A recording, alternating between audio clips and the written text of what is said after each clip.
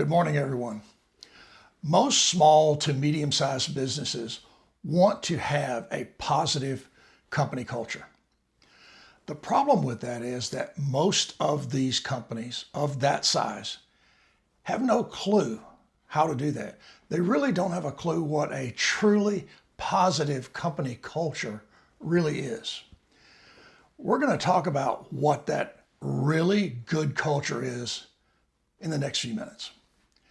It is not a poster in the break room. It is not an occasional email from HR telling you how good things are going. It is not monthly awards or employee of the week, month, or year. Those can be elements of a great company culture. That's all they are elements. A company culture that is positive is almost a living thing. Well, today we're going to talk about how to make sure that you understand and have a positive company culture. And I'm going to give you some examples from my work experience. I'm not going to guess at this. I'm going to tell you what I lived in maybe the best company culture that there's ever been. Certainly, to my experience of 40 years, it is by far the best culture. Our culture at a small company you've heard me mention, at Outer Circle Products, was called the principled culture. It was so important to me, I wrote a book about it. It was the greatest work experience of my career. Let's talk about why. There are shared areas within the company that are critically important to everyone. And those areas are the environment that you all work in. They're the attitude of people within that environment. And when I say attitude, I don't mean line workers or administrative people or salespeople or manufacturing people. It's everyone. Most importantly, it is your upper level management and your supervisory level of management. Those are the keys. The back end of that is, of course, results. Company cultures that produce results obviously get a big thumbs up from most everyone. Now, in my work experience, we developed our own company culture. I was very fortunate. I came from the background of Johnson & Johnson and Unilever, big companies, big company training, and most definitely big company politics and environment of you screw up, you're out. You talk to the wrong guy the wrong way, you're out. You don't go drinking with the right group, you're out. I don't know if that's exactly the way it is anymore, but it certainly was in the time that I worked for these large companies. When I moved over to Outer Circle Products, I found it to be a very great, a wonderful experience as it was. We were small. I was the third sales guy to join the company. It was a really positive company atmosphere from the beginning. What we decided to do was follow the founder of the company's lead, who came to everyone and said, I believe we have a very good company. We have great products. I believe it can be so much more. I want you guys to establish a culture that you want. And if you do that, maybe you'll be really happy to work here. We'll have great retention, we'll have great productivity, and everybody will just be happier at work. Sounds really simple, and it sounded way too good to be true to most of us. We were skeptics. But the sales force, all three of us, were flown into Chicago. The entire office, less the receptionist, she stayed to take calls as we were out of the office for 2 days in a hotel in Chicago. And our leader, our founder, Tom, ran the meeting. He was in front of the building, in front of the room, and he posted the things we wrote literally on big sheets of paper and taped them to the wall. Old school meeting. No fancy computers, no fancy diagrams, no graphics. We just wrote things down and taped them to the wall and talked about them. Well, in those 2 days, we talked about everyone's job. We talked about the interaction between every department in this company. And we got down and dirty. We talked about conflict. Sales guys talked about how manufacturing and operations didn't support us. Admin talked about how sales guys never met deadlines and always demanded things at the last minute, which is very true. We opened ourselves up to a review of our company and our business. And we were in a setting with the founder of the company, the president of the company, and a couple of supervisors. And we all listened and we all shared. And one of the critical things that Tom mentioned about midway through the meeting was, and by the way, this is not just my idea. All the managers in this company are going to follow every one of these principles, every one of our rules of behavior, and the attitudinal things that we come up with. That's the only way it's going to work. And I'm going to lead. I'm going to be the first to say that and the first to do it. Now remember, we're working on the overall environment of the company, the attitudes of people in it, but most importantly, at the very end of the day, the results. Because look, you can have a great culture. You can have the best culture in the world. It can be a free-for-all. It can be a do what you want. But that's not going to work. And you know that, and I know that. A company culture that works produces results. And it has to be a business atmosphere at the end of the day. Well, in keeping with those environmental things, the environment we worked in, we came up with a group of principles. And I'm going to take the time right now just to go through each and every one of them because I think they're critically important to understanding this company culture and the success it had. And let me tell you about that success. We grew from $3 million to $125 million in less than 10 years. We had incredible retention of employees. We had employees who came up with creative ideas because they weren't afraid of being turned down or ridiculed. They weren't afraid to make a mistake, cost the company money, and try to do something else, try to do it better. That's who we were, and that's what we did. And let me tell you what the principles were that made this work on a day-to-day basis. And let's start with number one, which is openness. Sounds kind of vague, doesn't it? You have to be open with everyone. You have to openly and very professionally tell people what you think. You have to absolutely give your opinion.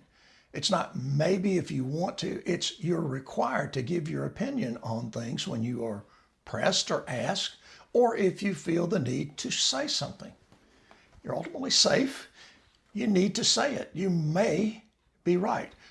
But if you're wrong, you don't have the right to be pissy and be in a bad mood for the rest of the day, the week, or the month. Say what you want, say what you think, and then go forward as a unit. That is openness. The next one is probably as critical as anything we'll ever talk about in this conversation. That is the principle of respect. You must respect everyone. That cuts down a lot of the political backfighting and the little niche building and the little subgroups that go around and cause trouble in a company. Now, they still exist. Don't get me wrong. We had those too, but they were minute. They were really hard to put together because they got called out. They got called out not by managers, but by everyone. If you wanted to be in this little backbiting niche, you're going to get drilled and you're going to get called out and it's going to be okay. That's the respect level we had of everyone. And we were a very diverse male, female, different sexual orientations, different races. We did not care about that. We cared about respecting everyone who worked there. It was the foundational step in being open. Number three, that one was teamwork. Well, that's pretty obvious, right? No, it's not obvious because a teamwork mentality has to be really involved. It has to say, if that team can come up with it, that's great. If our team doesn't come up with it, hopefully someone will. And I will work on any team. I will go work with people to solve problems. I don't have to like them. I don't have to go drink beer with them after work. I need to help them accomplish this company goal as a team. Teamwork in the true sense, not in the team you want to be on sense. The next one is balance, and it is critically critically important in this world. Now, people have said to me, oh, this culture is ridiculous you're talking about. No way can a business operate like that. Well, yeah, you can. You really can, because we did for 10 years. Balance. Balance means the company understands that life happens. That people have kids and they get sick. Cars break down. People have struggles in their life and they need the room to deal with them without punishment. Now, if you're going to take advantage of the balance principle, you're probably going to be asked to leave the company. But if you manage your life with the fact that you are on this team, you respect everyone, and you're going to be open about what you're doing, balance helps you manage your life, and it gives you room to be a human being while you're at work. Because never forget, work is work. People say, oh, it's like family. Well, really and truly, I don't agree with that. It can be a very positive thing. It can be near family.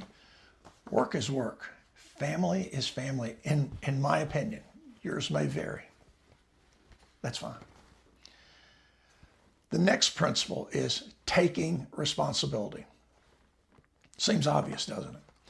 If you're going to be in this open, this balanced, this respectful and productive also community or environment, you got to be willing to take responsibility for the good, the bad, and the indifferent. You just have to take responsibility for yourself. And when you screw up, if you treat someone the wrong way, you've got to take responsibility and fix it. If you've got a problem with someone, you've got to take responsibility. And it's hard. You got to take that responsibility to go to that person you have a difficult situation with up front, talk to them first. And I'll tell you, when I was a manager and I was in the Chicago office, people would come in occasionally and say, I have this problem. My first question was, did you talk to the person you have this problem with already? Because if you haven't, go do that first and then we'll come back. Tell me how it happened. And if we need to, we'll all three get together, or all 10, or whatever it is. But you have the responsibility to go address this and see if you can work it out. Because I can assure you, the conversation and the tone is going to be different if I have to get involved with this. And that's not a threat. That's just it elevates the situation to a more serious level, because you're supposed to take responsibility and try and work this out. Sometimes it just doesn't happen. Most of the time it does, though. And we found that to be true. The next to the last, in other words, number 6, is risk taking. If you're going to have the ability to take responsibility, you're going to feel, I think, the need to take risks. And if you understand that by taking risks, the company wants to have success, that kind of opens that door, doesn't it? But here's the thing that really props that door open. If you take a risk and it blows up, that's okay. It means that you went out, you were thoughtful, you planned, and you really thought this project or this idea would work. You didn't go off half-cocked and just waste money and waste time. Because if you do that, it's going to be a normal business operation, and you're going to be told not to do that anymore. That's the business side of this culture. But if you have the support of your company to go take risks without being ridiculed, critiqued, maybe fired, makes risk taking a whole lot easier. And it opens up this level of thinking and this incredible level of effort and thoughtful looks at different problems. We solved an awful lot of problems by the principle of risk taking at our company. The final of the 7 principles is quality.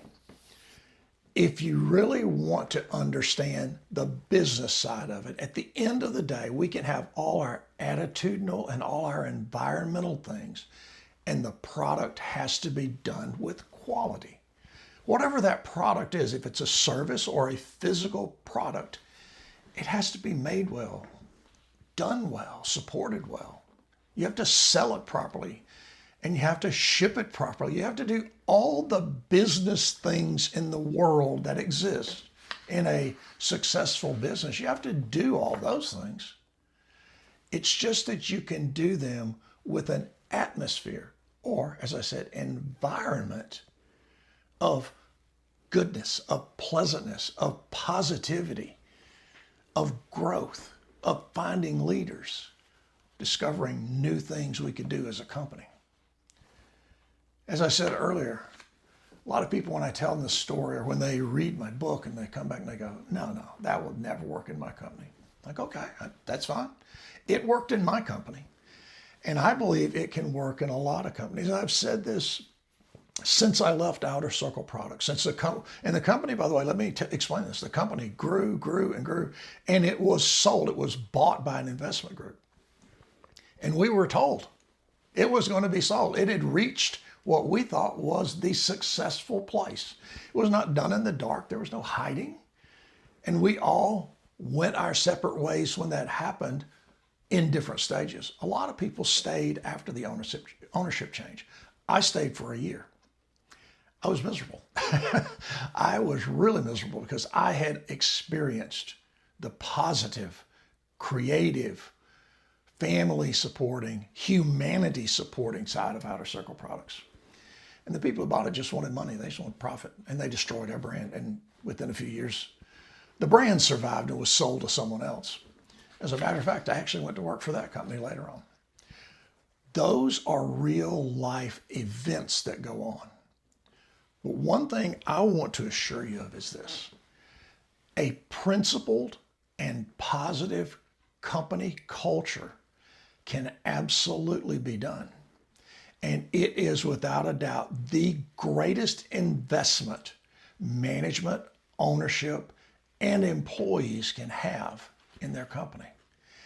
If you can get everyone on board with these type of principles, you don't have to have just this list, these kind of things that fit your business, you can have unparalleled success, and you can have great retention, great customer relations, great business connections. You can do all the business things really well. And your employees, the people who work for you, will be much happier. They will really work harder. They won't want to be away from work as much as you will when you're in a toxic environment. So let me end here in this conversation about a principled company culture. It is doable. It is not easy, and it takes everyone getting on board. But it is something that can elevate your company, and your company is the people. Your company is your group. It is the people who work there. It is the people who represent your company and do all the hard stuff and the easy stuff and the stuff that's detailed and the stuff that's deadlined. They have to have that commitment. So if you are the owner, if you have a company that you want to see grow and you want to see people grow and you want to have an environment or an atmosphere at work that is incredibly positive, and my question is, why wouldn't you? You can do that without sacrificing any authority, without sacrificing any profitability. You actually gain in every area we've talked about. It's just a fact. I'm not guessing. And if you want to read the details, you can grab this book. It's on Amazon, and it lays out exactly what we did. And it lays out some of the problems that we don't have time in this video to talk about. It really tells the story of a principled business environment, a culture that was very successful. I hope everyone will have a great week. We look forward to getting together with you in a week or so and talking a little bit more about small business to medium-sized business events and activities, and maybe more about employee relations. But until then, take care. We'll see you again soon. Bye-bye.